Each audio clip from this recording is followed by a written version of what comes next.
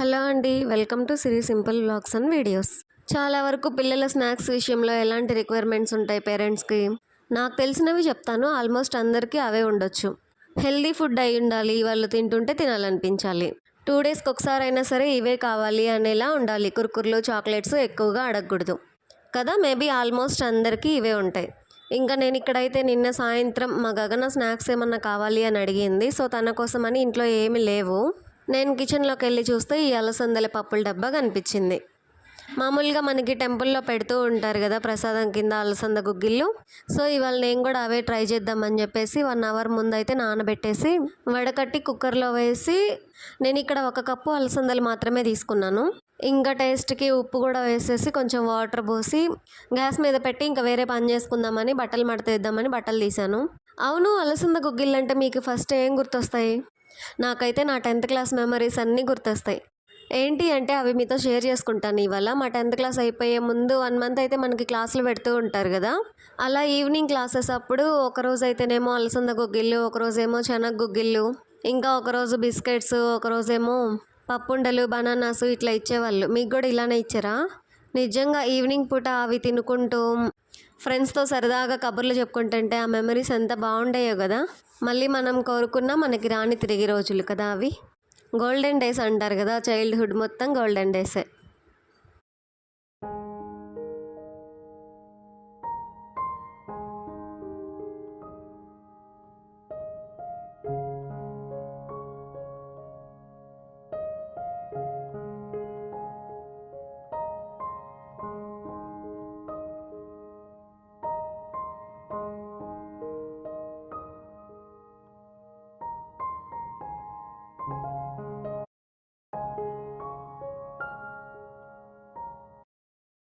మీకు సీక్రెట్ చెప్పనా? కొంచెం ఫాస్ట్గా పని అవ్వాలి అనుకున్నప్పుడు పప్పు కుక్కర్ విజిల్ స్పూన్ పెట్టి ఒక 5 సెకండ్స్ అలా వదిలేసాము అంటే విజిల్ ఊరికనే వెళ్ళిపోతుంది.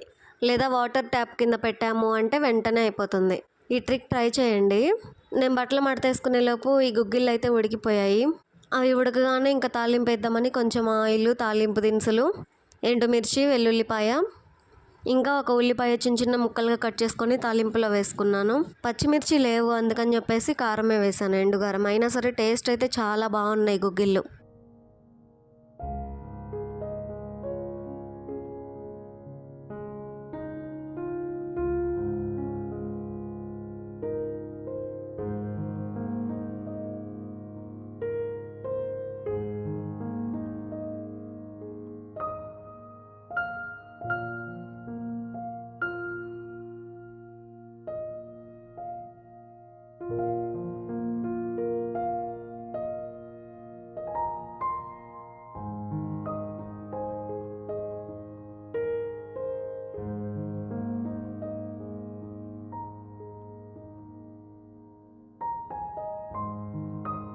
నేను ఫస్ట్ టైం చేయడం కూడా ఈ గుగ్గిళ్ళు. మా గగనకైతే ఫేవరెట్ అయిపోయాయి. ఈ గిన్నె మొత్తం లాగిచ్చేసింది. ఇంకా వాళ్ళకైతే స్నాక్స్ పెట్టేసి పిల్లలిద్దరు తింటూ ఉండగా ఇంకా నేను వేరే పని చేసుకుందామని, ఒక సిస్టర్ అయితే చెప్పారు ఈవినింగ్ పూట మొక్కలకి నీళ్లు పెట్టండి, మొక్కలు బాగా గ్రోత్ వస్తాయి అని. నిజంగా నేను ఆ మొక్కలు తీసుకొచ్చిన దగ్గర నుంచి ఈవినింగే ఎక్కువ నీళ్లు పెడుతున్నా. మొక్కలు కూడా పర్లేదు, బాగున్నాయి ఇప్పుడు. చిన్నదే ఈ మందారం మొక్క అయితే 4-5 పూలు పూసింది ఈ మధ్యకాలంలో. నేనైతే ఇదే ఫస్ట్ టైం నా సొంతంగా మొక్కల్ని పెట్టి మొక్కల్ని పెంచడం. నిజంగా ఆ ఫీలింగే వేరబ్బా. మన సొంతంగా మనం మొక్కలు పెట్టుకొని ఆ మొక్కలు పూలు పూస్తుంటే ఎందుకో తెలియదు, అదొక హ్యాపీనెస్. ఈ మందారం మొక్క పూలు పూసినప్పుడల్లా నాకు భలే హ్యాపీగా అనిపిస్తుంది. ఆ పువ్వుని అంతే చూస్తూ ఉండాలనిపిస్తుంది. ఇలా నాలా మొక్కల పిచ్చోళ్ళు, పూల పిచ్చోళ్ళు ఉన్నారా? చాలామందే ఉంటారులేండి. మొక్కలంటే ఇష్టం లేనోళ్ళు, పూలంటే ఇష్టం లేనోళ్ళు ఉంటారా? ఇంకా నేనైతే ఆ పూల మొక్కలకి నీళ్లు పట్టడం అయిపోయిన తర్వాత పిల్లలకి స్నానాలు అవన్నీ చేయించి వాళ్ళని రెడీ చేసి ఇంకా కిచెన్లోకి వచ్చేసాను. మళ్ళీ పని ఉంటుంది కదా. ఎక్కడెక్కడ ఉన్న సామాన్లు అవన్నీ సర్దేసి ఇంకా నైట్ డిన్నర్ కోసం అయితే ఇవాళ కర్రీ టమాటా కూర చేశాను. సో అందులోకి ఇంక పొద్దుగూకులు అన్నం ఏం తింటాంలే అని చెప్పేసి చపాతీ చేద్దాం. చపాతీ చేయక కూడా దగ్గర నేను 1 మంత్ అవుతుంది ఈ మధ్యకాలంలో. ఇంట్లో టొమాటో కెచప్ ఉంది. ఇంకా సో టొమాటో కెచప్ ఉంది అంటే గగనాకి ఇంకా చపాతీలతో ప్రాబ్లమే ఉండదు. చాలా ఇష్టంగా రోల్ చేసుకొని తినేస్తుంది. పిల్లలకి ఇలా జామ్లు, టొమాటో కెచప్లు ఇట్లాంటివి ఉంటే చాలు కదా. ఏమి దోశల్లోకి, ప్రతి ఇడ్లీలోకి, ఇంకా చపాతీలోకి, అన్నింటిలోకి అవి వేసుకొని తింటారు. ఇంకా చట్నీలతో, కర్రీలతో కూడా పని లేదు.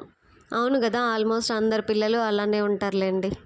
చపాతీలు మెత్తగా సాఫ్ట్గా రావాలి అంటే నేను ఇప్పుడు కొన్ని టిప్స్ చెప్తాను, ట్రై చేయండి. ఏంటి అంటే ఫస్ట్ పిండిలో సాల్ట్ వేసుకొని కొంచెం ఆయిల్ వేసి పిండి అంతా నీట్గా ఫస్ట్ వేళ్ళతోనే కలుపుకోవాలి. ఆ తర్వాత కొంచెం కొంచెం వాటర్ యాడ్ చేసుకుంటూ వేళ్ళతోనే కలుపుకోవాలి. ఇంకా పిండి ముద్ద అవుతున్న కొద్దీ మొత్తం చేయితో కలిపేసుకోవచ్చు. ఇలా కలుపుకొని మొత్తం అయిపోయిన తర్వాత మళ్ళీ లాస్ట్లో కొంచెం ఆయిల్ అప్లై చేసి మూత పెట్టేసి ఒక పావు గంట అలా రెస్ట్ ఇచ్చి చేసుకున్నామంటే చపాతీలు చాలా మెత్తగా ఉంటాయి, మార్నింగ్కి కూడా బాగుంటాయి. ఈ టిప్ ఖచ్చితంగా ట్రై చేయండి. చపాతీలు చేయడం అంతగా రాని వాళ్ళకి అయితే బాగా యూజ్ అవుతాయి. ఎందుకంటే నేను ఈ ప్రాబ్లమ్స్ అన్నీ ఫేస్ చేశాను కాబట్టి ఇప్పుడు కొంచెం అందులో బాగానే పర్లేదు అనిపిస్తుంది కాబట్టి మీతో షేర్ చేస్తున్నా. ఇదివరకైతే ఫస్ట్ టైం నేను చపాతీలు చేసినప్పుడు ఫస్ట్ టైం కాదు, ఒక 2-3 టైమ్స్ బాగా గట్టిగా వచ్చేవి, సరిగ్గా వచ్చేవి కాదు, చెక్కలాలు ఉండేవి. అసలు మెయిన్ నా చపాతీలు నాకే తినాలనిపించేది కాదు.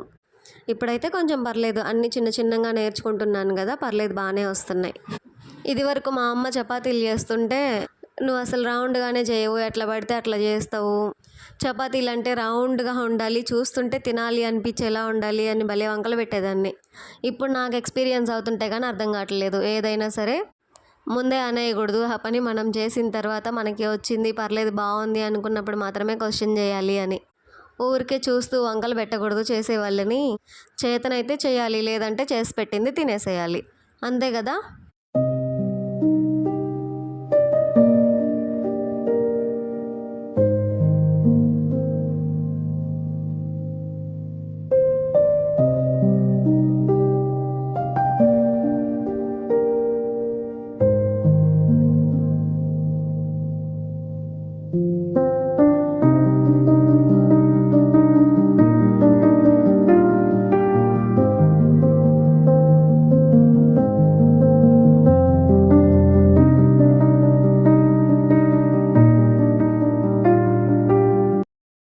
ఇంకా చపాతీలు రుద్దడం అయిపోయిన తర్వాత ఆ పిండంతా మొత్తం క్లీన్ చేసుకొని కిచెన్ కౌంటర్ అంతా నీట్గా తుడిచిపెట్టుకున్నాను.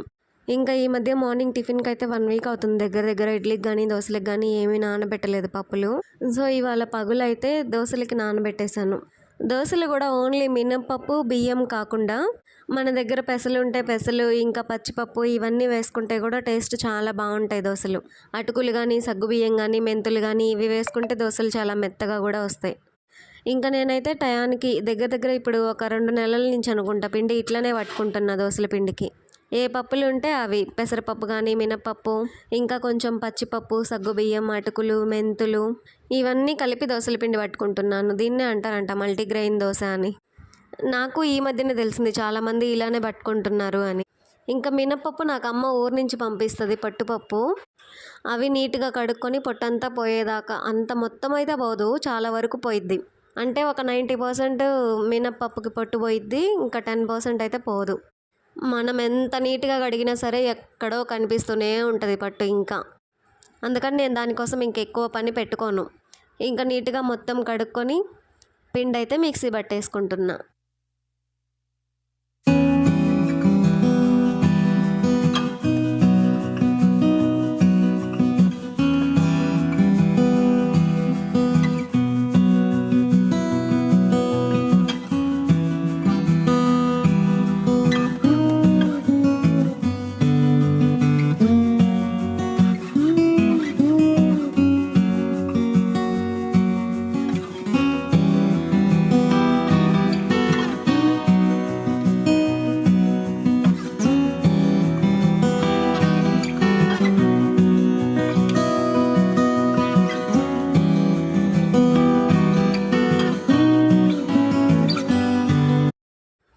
పిండి లూజ్గా పట్టుకుంటే బెస్టా లేదంటే గట్టిగా పట్టుకుంటే బెస్టా? నాకు అనిపించిద్ది ఒక్కోసారి పిండి పొంగినప్పుడల్లా నేను పిండి పట్టుకోవడంలో ఏమన్నా మిస్టేక్ చేస్తున్నానేమో అని. అలా అని వాటర్ మరీ తక్కువ పోయిన మరీ ఎక్కువ పోయిను, కరెక్ట్గా పప్పులన్నీ మునిగిపోయేంత వరకే పోసి మిక్సీ పట్టుకుంటా పిండి, అయినా సరే ఒక్కోసారి పొంగిపోతుంది. ఏందో అస్సలు అర్థం కాదు. ఇంకా నేను పని చేసుకుంటుంటే మా పిల్లలు అల్లరైతే మామూలుగా లేదు. గూట్లో ఉన్న సామాన్లన్నీ కింద పెట్టి ఆడుతుంటారు. ఆడుకోవడానికి టాయ్స్ ఎన్ని ఉన్నా సరే అవన్నీ పక్కన పెట్టేస్తారు, బాక్స్లో పెట్టి పైన పెడతారు. ఇంకా ఇంట్లో వంట చేసుకునే చెంచాలు, గెంటెలు, కుండలు, ఇడ్లీ పాత్రలు, కుక్కర్లు ఇవన్నీ బయటికి తీసి ఆడుతుంటారు. ఇంకా నేను పిండి మిక్సీ పట్టుకోవడం అయిపోగానే ఇంకా అంట్లన్నీ ఉంటే అంట్లన్నీ నీట్గా కడిగి పెట్టేసుకొని, ఆల్రెడీ ముందే ఫుడ్ కోసం అయితే చపాతీ పిండి కలిపి పెట్టాను కదా, ఇంకా చపాతీలు చేసి నేను కూడా తినేసి స్నానం చేద్దామని నెల అవుతుందని చెప్పాను కదా చపాతీలు చేసి. చపాతీ పెనం చూస్తే దుమ్ము దుమ్ముగుంది. అదేందో నీట్గా కడిగి లోపల పెట్టినా సరే దుమ్ము పడుతుంది. ప్రతిసారి ఇంతే, ఇంకా చపాతీలు చేసేటప్పుడల్లా మళ్ళీ ఆ చపాతీ పెనం కడుక్కోవడం, ఫ్రెష్గా చేసుకోవడం. అది ఒకందుకు మంచిదేలేండి, అప్పటికప్పుడు నీట్గా కడిగి చేసుకోవాలి, లేదంటే బొద్దింకలో బల్లులో పాకుతూ ఉంటాయి కదా. చపాతీ పిండి కలపడానికి ట్రిక్స్ చెప్పాను కదా, అలానే చపాతీ కాల్చడానికి కూడా కొన్ని చెప్తాను, నచ్చితే ట్రై చేయండి. ఫస్ట్ పెనం బాగా హీట్ ఎక్కిన తర్వాత ఆయిల్ అప్లై చేసి తర్వాత చపాతీ పెనం మీద వేసి ఇంకా అలానే ఉంచకుండా ఒక 5 సెకండ్స్కి చపాతీ తిప్పుకుంటూ కాల్చుకుంటూ ఉండాలి. అప్పుడు బాగా కాలిద్ది, చపాతీలు టేస్టీగా కూడా ఉంటాయి. నేను ఈ పనులన్నీ కంప్లీట్ చేసుకునేసరికి 7:30 అయింది. అప్పటికే పిల్లలు ఆకలి అవుతుంది అన్నారు. ఇంకా వాళ్ళకైతే 2 చపాతీలు కాల్చి దాని మీద టొమాటో కెచప్ అయితే కొంచెం అప్లై చేసి రోల్ లాగా చేసి చెరసగం ఇచ్చారు. ఇంకా నేను చపాతీలు కాల్చేంత వరకు నా దగ్గరికి కూడా రాలేదు. ఇంకా తినుకుంటూ బయట తిరుక్కుంటూ ఆడుకున్నారు. నా పని కూడా ఇంకా చాలా ఈజీ అయిపోయింది, ఇవన్నీ కాల్చుకునేటప్పుడు చిరాగ్గా లేకుండా. అసలే సమ్మరు, ఈ కిచెన్లో ఇంకా మామూలుగా వేడిగా ఉంటుందా. ఈ చిరాక్కి తగ్గట్టు ఇంకా పిల్లలు గోల్ చేస్తున్నారంటే ఇంకా కోపం వస్తుంది, లేని కోపం కూడా వస్తుంది. అనవసరంగా కొట్టి కూడా బాధపడతాం కదా. ఇలాంటి ప్రాబ్లమ్ని చాలామందే ఫేస్ చేస్తుంటారు, నేనైతే మరీ ఎక్కువ ఈ మధ్య కాలంలో. ఇంకా ఒక పక్క ఈ చపాతీలన్నీ కాల్చుకుంటూ ఒక పక్క ఇంక పిల్లల్ని ఆడిపించుకుంటూ అట్లనే 4ంటికి పని మొదలు పెట్టుకుంటే గ్యాప్ లేకుండా చేస్తుంటే వస్తూ ఉంటుంది ఏందో మరి ఇంట్లో పని. అన్నం కూడా ఎక్కువ తినకూడదంట, రైస్ ఎక్కువ తినడం వల్ల కూడా షుగర్ వస్తుందంట.